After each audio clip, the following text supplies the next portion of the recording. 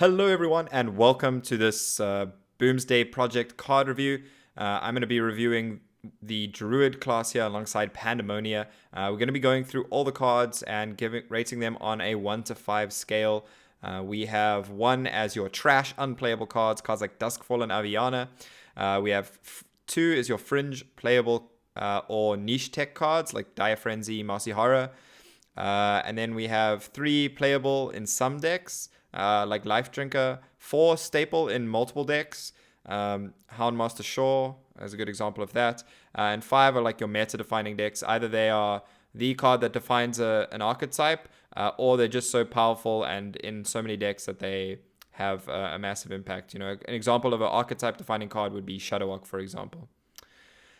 So let us get started, Pandemonia. First up, we have Forbiddenous Floop. Forbiddenous Floop is the Druid legendary minion. 4 mana, 3/4. While in your hand, this is a 3/4 copy of the last minion you played. So we've spoken about this a bit before in the first impression videos. I don't think we actually have much more to add. Basically, this card comes as a combo piece for decks like Malygos Druid, but it can actually be pretty powerful a lot of the other times as well, right? Yeah, especially like in Big Druid, you could just potentially use it to play another copy of, let's say, a high value minion like a Lich King or a Ysera. Yeah. I mean, a 4 mana Ysera, first of all, your opponent has to deal with the first one you play, but then being able to play like a 4 mana one, I think really just helps a lot of the time. Could help you outvalue your opponent. Yeah, or something like Dragon Hatcher or Master Oakart as well, even possible. Yeah, I mean, okay, that's like a wombo combo type, sure. Sure, but I mean, there's some. I mean, yes, Forbiddenous Floop obviously is a card that would get pulled by Master Oakart, but if you're playing Master Oakart, you're probably in a good enough position that you don't care. That's kind of how I see Forbiddenous Floop there. Sure, so I mean, it's still not that bad. 3, 4. Yeah.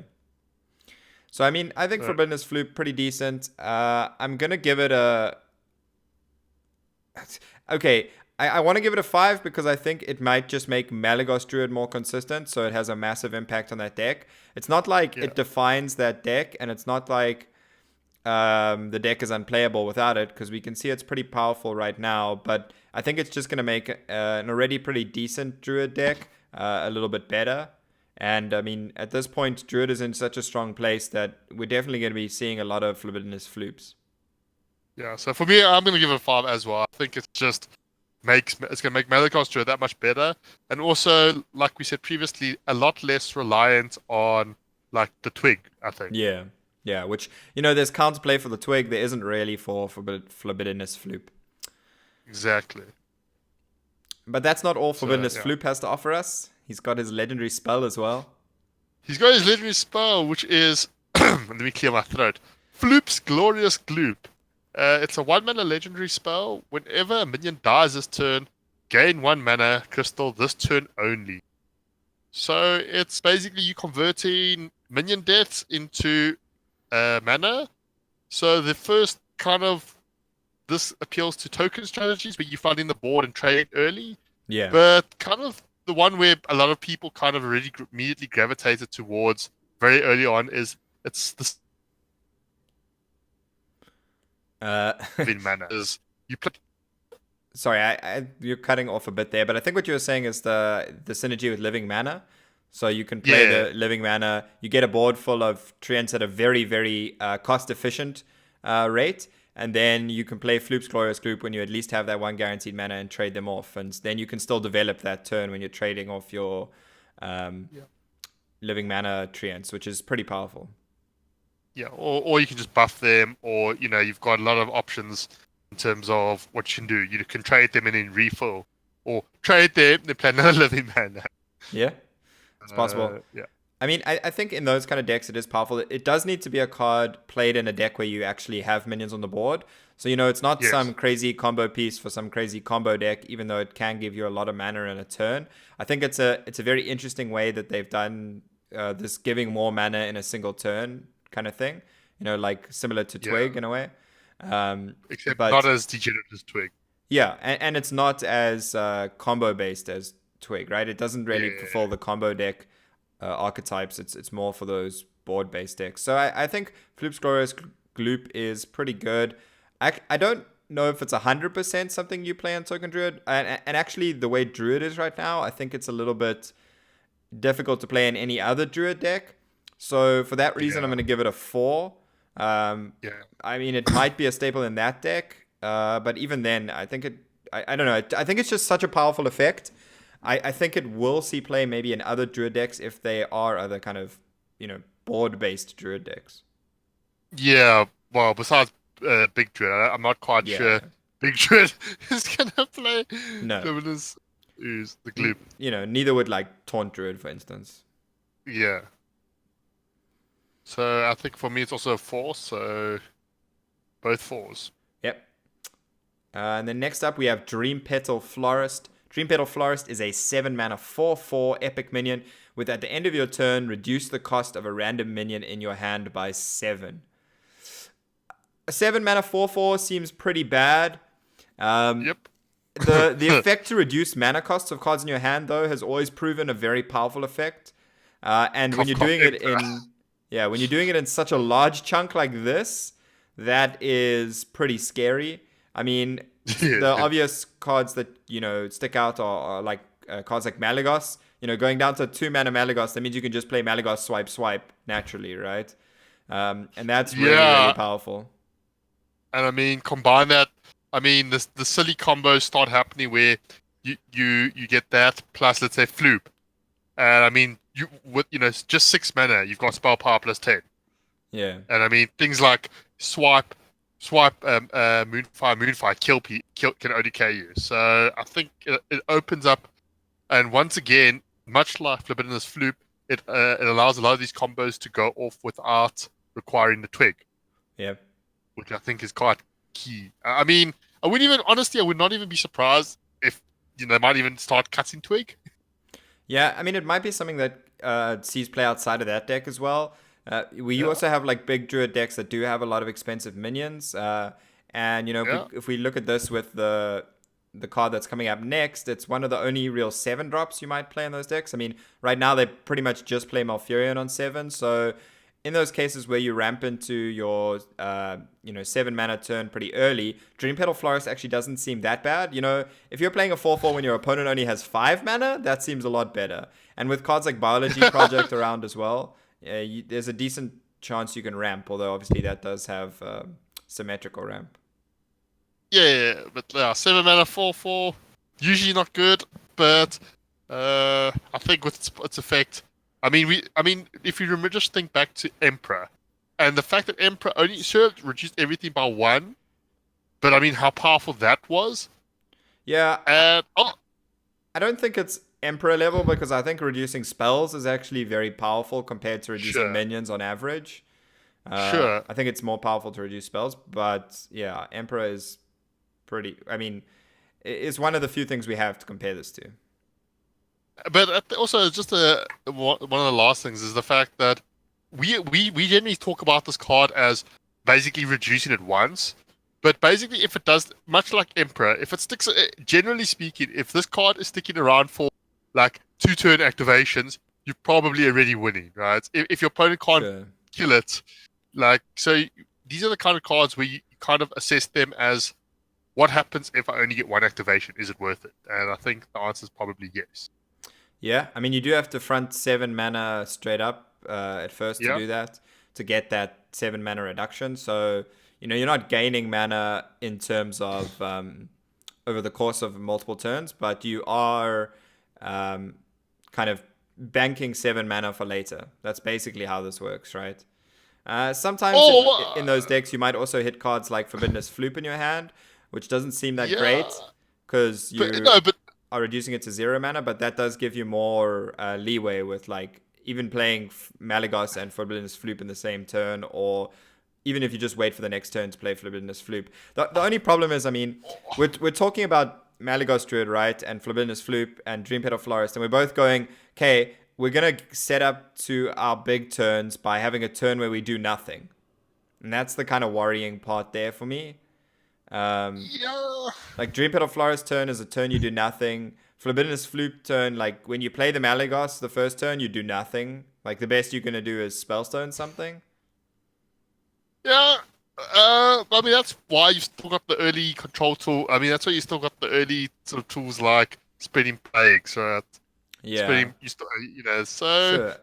I mean, I'm a bit concerned about in those contexts whether we can actually get away with doing nothing if the meta does speed up a bit. But I mean, Druid is in for a sure. really, really powerful place right now. So ultimately, I think Dream Petal Florist is just a 3. I kind of want to say a 4 because of how powerful the mana cost reduction is. But I'm not sure it's something we need to play with so many of the other powerful tools that Druid has. I think if we see some of the other stuff getting nerfed, that might be better or worse for Dream Petal Florist, depending on what gets nerfed. Like, if some of the ramp gets nerfed, that's going to make Dream Petal Florist worse off. Or if any of the defensive cards, because Dream Petal Florist puts you in a position where you need those even more. But if we see something like Twig getting nerfed, that's going to make Dream Petal Florist better, for instance. Sure. So, I think a 3. I think it's a card that, I mean, it fits into Druid's plan well, I think, a lot of the time. And especially, I mean, I think we've got it leads quite nicely sort of into the next card we're going to talk about, which is the Juicy Psych Melon.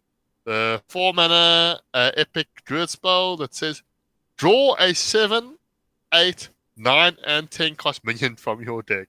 So potentially 4-mana, draw 4 cards. Seems good. And before this, I mean, when this card was released, spoiled, the 7 Dream Petal Florist hadn't been released. Yeah. So, like, the big question was, okay, there's not really great 7 drops. Now with Juicy Psych Melon, I think that's kind of the go-to 7 drop. Yeah, probably. In terms of 8 drops, you've got cards like Lich King. And what else is 8 drops? Primordial Drakes. Yeah. 9 mana, you've got everything ranging from Malygos to Alexstrasza to Sea Dragon to Dragon Hatcher. So your 9 Hadronox. Master Oak card. So 9 mana, it's quite chock-a-block. 10 mana the 10 cost minion is kind of sort of contentious point because there are 10 mana minions like Deathwing or Tyrantus, but a lot of the time in these decks you might not even need it. Yeah. So you might even just be accepting that Juicy Psych Melon is 4 mana draw 3 card. Yeah, I think a lot of the time Juicy Psych Melon will only be 2 or 3 cards. Because that 7 and 10 cost are the real tricky ones for me. Even Dream Petal Florist, if that's not great, then Juicy Psych Melon gets punished a lot for that because you're only drawing 8 and 9. And even then, the 8 drops, there's not that many. Like, it's mostly just Lich King. So, except for the Taunt Druids or the big Druids that are actually playing Primordial Drake as well. And then, the question is how many Juicy Psych Melons do you want to play then? Because after the first one, you probably don't need to play the second one because you'd much rather play all the big minions that you actually have. And at the moment, Druid has so much draw anyway. It's not like you just need this card for card draw. Yeah, so it is quite, it's going to be a tough juggle, I think, especially, there are quite a lot of 4-drop. We've got Branching Paths, we've got there's quite a lot of 4-mana options in Druid. Yeah. So it'll be interesting to see when people decide is 1 or 2 the right number in a lot of the decks. Yeah, and I think I'm just going to give Dream Petal Florist a 3. The one... Sorry, not Dream Petal Florist. Juicy Psych Melon, a 3. I think the one synergy with it as well that we didn't really mention yet was the Dorian Dollmaster one, where you play Dorian plus Juicy Psych Melon, with 9 mana.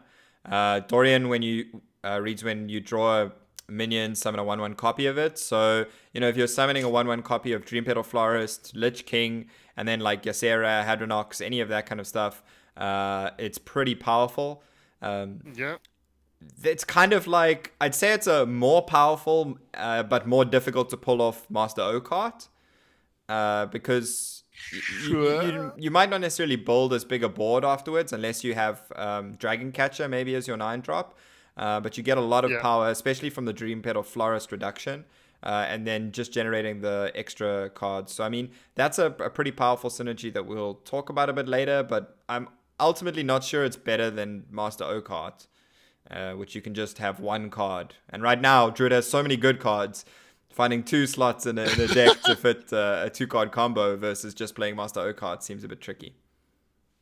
Yeah, it's a little bit less restrictive than Master O card, I think, as well, because it comes down to you ask yourself: is the 7, 8, 9, 10 cost better or worse than a 1 attack, 2 attack, and 3 attack minion? Yeah. Like you gotta look at the candidates and compare. And I think I don't know. Honestly, I'm leaning towards the Juicy Psych Melon. The 7, 8, 9 mana thing's been a little bit better than 1 attack, 2 attack, 3 attack. So that's why I might prefer. I mean, Juicy Psych Melon I just think the most auto. the big difference is O-Card recruits them, and recruit is far more powerful than draw. Sure. And you can make it just as broken because you get like Dragon Hatcher. That's the key card, right? I mean, you want Dragon Hatcher of Juicy Psych Melon as much as you do of O-Cart, and the difference is O-Cart leaves you with a 5/5, a 2/4, and a 4/12. Like, even if it's just pulling the Dragon Hatcher. Whereas Juicy Psych Melon leaves you with a 4/1/1s and a 2/6. And that's 4/1/1s at best. Maybe only 2 or 3/1/1s. So yeah, I think I'm just going to give Juicy Psych Melon a 2. I think it's a fringe card at best. Actually, like after even talking, I don't know. I'm kind of for me it's a 3. So. Yeah, I'm gonna go with a 2. I think I don't know. I really want it to work because I like that combo, especially with Master Dorian. But yeah, I like drawing lots of cards for cheap, man. Like, I like 4 mana to draw up to 4 cards. Sign me up. Yeah, I think I'm actually gonna have to go with a 2, even though my first instinct was to go with a 3. Next up, we have Mulch Muncher. Mulch Muncher is a 10 mana 8/8 mech. It's a rare. It has Rush, costs 1 less for each friendly Treant that died this game. So we'll see a bunch of the Treant synergy coming up now. Ultimately, though, when trying to build this deck, and we will show off a deck just now that has the kind of Treant synergy, I looked at it and I thought this deck could just be better by not playing Mulch Muncher, not playing Landscaping. And for those reasons, I pretty much just want to give Mulch Muncher a 1. I think for now it's trash unless they print some better Treant generation cards. Yeah, I'm going to give it a 2 for exactly that reason of, like we just said in the rating system, it's kind of the definition of a card that if it got more support could easily be playable. But, okay, yeah, that's fair. I mean, right now, it could, even the current Treant synergies could be enough to make it good. But we'll have to see. I'm not 100% sold on that.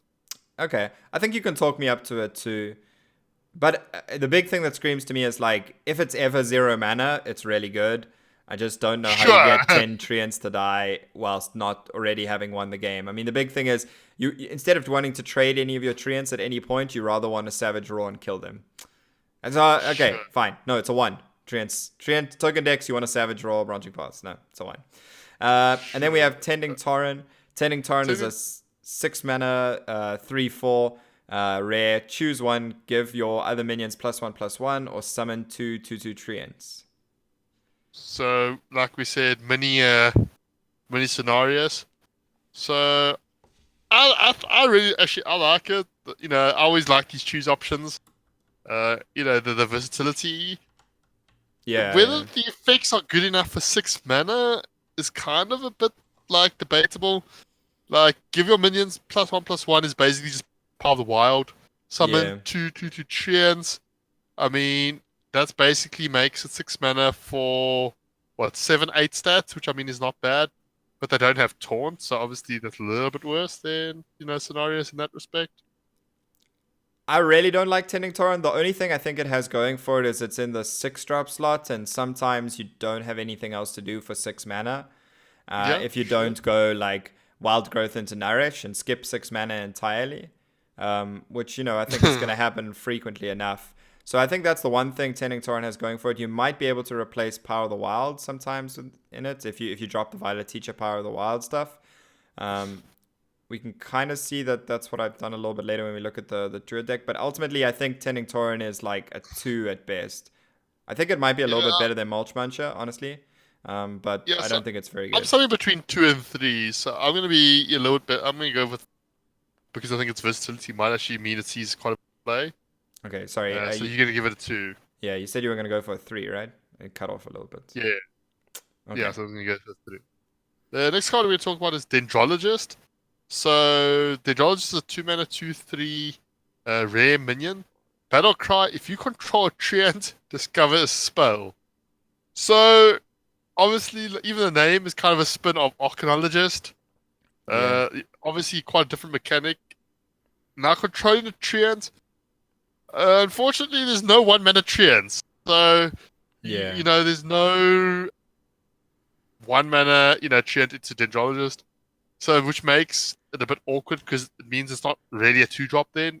Because I mean, you Yeah, don't really want to exactly. be playing it as a River Crocklist. Yeah. So it's more, you play it some later on to fill your curve and then to discover a spell. How good is a spell? I I mean, mean, Druid spells are quite versatile, I think. yeah, Druid spells are pretty good on average, I would say.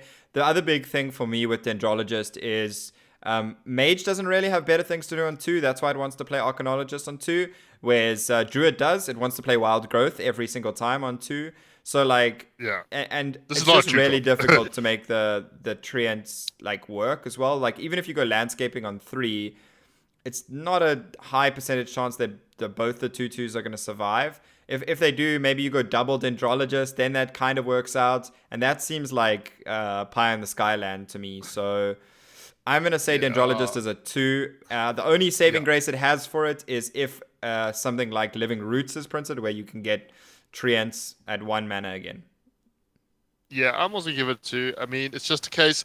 It kind of, for me, it's a similar thing to March Muncher. It all comes down to, how reliable and consistently are we getting enough? Well, are we getting treants and keeping them on board? You Yeah. know, is the treant token deck or even just a treant deck a thing? I think that's what it comes down to for me. I mean, I think even in the treant token deck, I don't want Dendrologist. I I mean, think it I helps think with a I little only want value Dendrologist if orientated there's game. a 1 mana spell and a deck that I don't want to play Wild Growth in. So I Uh, mean, those are the 2 requirements for me. I don't think those requirements will actually ever be fulfilled. So I'm actually happy to call it a 1. But just in case I'm wrong, actually no, I'm gonna call it a 1. Dendrologist is terrible. yeah, I think I can give it a 2. So the next card we can talk about is Gloop Sprayer, an 8-mana 4/4 battlecry summon a copy of each adjacent minion. So there is, I mean, you're asking what other 8-drops there are. This is an 8-drop. Whether you want to play this, I think this battle cry is a little bit too, like, win more Happy Christmas Land. I The I, fact that, I don't want to draw this with Juicy Psych Melon. I mean, like, so in the one Happy Christmas Land scenario, you get this, this gets reduced with Dream Petal Florist, and this is a 1-mana copy, 2 things. And then, then there's some things, Okay, but okay. ultimately, I still am not sold on it. Okay, so this is the problem for me. If you want to copy 2 things, they should be 2 good things. If you have 2 good things on the board, you probably want to spend your turns removing their things to keep your good things on the board instead. Gloop Sprayer seems like a really bad way to spend my turn. Even if I have 2 good things on the board, it's never going to be a combo. I'm never going to have 2 combo. Like Malagos is not sticking. If Malagos sticks, I'm going to play spells. I'm not going to play Gloop Sprayer. So Yeah, I just and the only way I could vaguely see a deck for it is like to get more taunts for like Taunt Druid, and I just don't think it needs that. So Gloop Sprayer yeah. is a 1 for me. 8 mana 4 No, it's 4. a I'm one for me I'm as not well. But I mean, I'm not taking this. I'm just gonna aim before that. Even though I think it's a 1/1, there's that random chance that, like, Florist into this is like disgustingly good. I'm just saying. Yeah, I'm happy to say that I don't think that's going to be the case. Yeah. Okay, so Well, next up we have Landscaping. Landscaping is a 3 mana rare spell. Summon 2/2/2 Treants. So, I mean, this is obviously meant to be some of the early Treant fodder for cards like Mulch Muncher. Being able to get 2/2/2 tokens seems pretty decent on turn 3. I'm just not convinced that Druid cares about 3 mana because they want to skip it almost all the time. yeah, And even sometimes when you don't skip it, you're going to spend the turn like hero powering and playing the Spellstone to remove something yeah. instead. So I'm just not sold that Landscaping is something you want to play in Druid. Like even in token decks, I wasn't convinced because it makes your Whispering Woods worse. which is probably the better board fill. But ultimately, it does look decent by itself. So, I mean, I think I'm going to give it a 2, much like the treants that come out of it. Yeah, I'm gonna give it 2 as well. I mean, once again, is Treant synergy good? Then sure. Otherwise, it might just not currently have a deck or a place. Yeah. But I think the card itself is not that bad. No, no. It's definitely not. But it needs to be a less ramp focused, more board focused, like Druid deck. That's where landscaping needs to be used. And speaking of ramp, yeah. The final Druid card we're going to be talking about is Biology Project. This is part of, as we discussed, this is part of the project cycle of cards in which basically they've given each class. Well, I don't know if not every class has got it, but a few classes. Did every class get a project? Yes. I think every class got a project, and basically where it does something symmetrical for you and your opponents, and obviously they try to stay true to the class. So Druid's one is, not surprisingly, it's a 1 mana common spell, Biology Project. Each player gains 2 mana crystal. And what's important to note about it is it's essentially like old Unnerved Innovate, so it actually gives you the 2 mana crystals to use immediately. Unlike a card like Wild Growth, which is empty, so you can only use the mana the following turn. This gives you that boost immediately, so it allows you once again to do what Old Innovate does. But ultimately, because you're spending 1, it only rarely nets you 1 mana. Yeah, I mean, it's more like current Innovate, nerfed Innovate on your turn. But the difference is that the mana persists. So yes, you can do a lot more with it in your following turns. And the big key thing to me is Druid uses mana better than other classes. The difference here is you're giving up card advantage to have access to your more powerful stuff. So Biology Projects lets you build your deck in a way that you can skew your mana curve towards the top end, which Druid already does.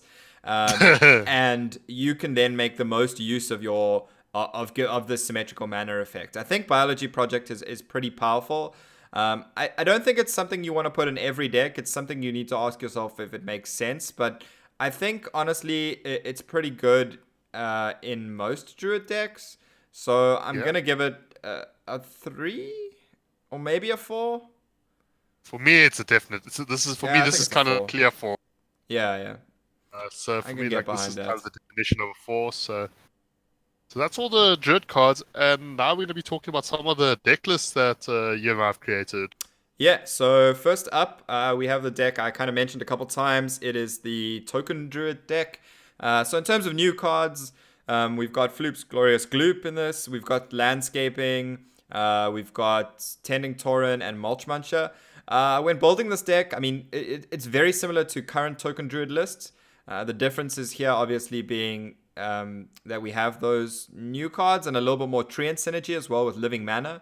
So Living Mana is there also to reduce the mana cost of your Mulch Munchers and to make your, as powerful interaction with Floop's Glorious Gloop.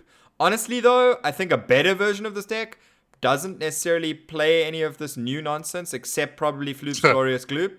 I think that's the one card that's actually something I would keep in the deck. Because you can still use that in pretty powerful ways, even with just Whispering Woods and a board of Whispering Woods minions. So ultimately, I think that's probably going to be a little bit better. But this is one way to at least test out a lot of the new cards and get a feel for them early on. Yeah, I mean, potentially, if you can, I think it's once. Mulch Munch is one of those cards where you could easily be underestimated, Corridor Creeper. If it turns out that the reduction of the cost is a lot easier and a lot more consistent than we realize, then all of a sudden, Mulch Muncher and Treants become a lot better, right? I think there's a huge difference between this and Corridor Creeper, between Mulch Muncher and Corridor Creeper, and I think that is, you have to ask yourself, what do I have to do to make this work? For Corridor Creeper, what you had to do was just play the game as you normally would, which is play minions, trade minions, and just play normal, any game that a minion-based deck wants to do anyway. And for Mulch Muncher, it's quite different. You have to play Treants specifically. You have to do quite a few different things. You have to trade a lot more than you would like. Honestly, with a deck like this, if you have a deck of or a board of wired minions, you'd rather always just pretty much Savage Raw and branching paths with them instead. Sure. So Yeah. I don't think Mulch Muncher is anywhere near corridor creeper levels. But what I'm Very just saying in far terms of off. evaluating it, though, is what I'm saying. Yeah, Is in but terms of the way even so, like I think there's a massive just caveat. remember, everyone thought. Just remember, everyone thought Corridor Creeper was garbage. No, they didn't think it was garbage, but like, They thought it was not good. but that I don't think that that's in any way similar for Mulch Muncher because you have to do so much different stuff to what your normal game plan is. Yeah, yeah. That's What the I'm key. saying is, it's not similar to Corridor Creeper's power level. What I'm saying is the way people assessed it. That's what I'm saying. Is we assessing because it's based on reduction of cost. So what I'm saying Sure. is it could be better or worse based on the consistency of you triggering it, or of you getting it low enough. So I'm saying this Sure. could potentially, if a lot of treants are dying, it could be a lot more powerful than you think it is. That's all I'm saying. I'm not saying it's as good as Corridor. It's probably not. But anyway, let's move on to a different deck. So next up we have kind of a big druid deck. Do you want to talk us through some of the newer cards that are in this deck? So this is basically, like we said, it's utilizing the biology project, and as well as actually it's basically trying to go for the juicy Psych Melon Dorian combo, right? That we talked, Yeah. Where you pull like Dream Petal Florist, what's it? Like let's say Lich King, Dragon Hatcher, and then the fact that you actually get these in your hand as well means that then the Dream Petal Florist can hit one of them, and then you can actually play like one of them really cheap the following turn. Yeah. So that's kind of you've got the traditional ramp of all these previous, the current big decks, if you will. Yeah. I think I actually have a slightly outdated list for you here because I actually have the Drakarian Chanter Yeah. in, which I think we cut. Yeah, Uh, I did. because Yeah, the I thought one- I'd change it. yeah, the lists will all be in the description. Links to the Hearthstone top decks pages where all of the decks that we post are. So, up until launch, we might even be editing them after the videos, so you can check out the updated versions of the lists there. But Yeah. I mean, I think the interesting thing is like having 2 juicy Psych Melons just to try and increase the consistency of Dollmaster Dorian, and then having the only 1 Dream Petal Florist. I mean, I feel like that's half the reason you want the juicy Psych Melon Dollmaster Florian thing. So I think actually it will probably Dollmaster be. Dorian. I think probably dropping the Drakari for the second petal. Probably, I think what is actually meant to happen there. Yeah. But- So I mean, overall, we also looked at buildings like Malagos Druid and like Taunt Druid, the kind of other Druid decks that exist right now. And I think overall, with this expansion, Druid is just going to get stronger with its current decks rather than seeing anything crazy in terms of new decks. And I mean, overall, I think Druid is going to be in a pretty powerful position. I would say that, going into like the first prelims and stuff, we're going to see a lot of Druid bans. Druid seems like the standout class right now. And I think we can maybe even expect some Druid nerfs in the future. Yeah, and the problem is, especially, like, I think one of the reasons Druid was also likely to get the ban would be because I love their archetypes are quite a lot, like, diverse. Token Druid, Big Druid, and Malagos Druid are all very different decks in which to play, as well as in like how you would mulligan for. Yeah. So that it's much like the old days of Handlock and Zoo. The one's aggressive, the one's not. What's good in one matchup is terrible in the other matchup. Yeah. So overall, I think we're feeling pretty good about Druid. Druid. The legendaries in particular seem pretty powerful. So they're definitely gonna have some impact.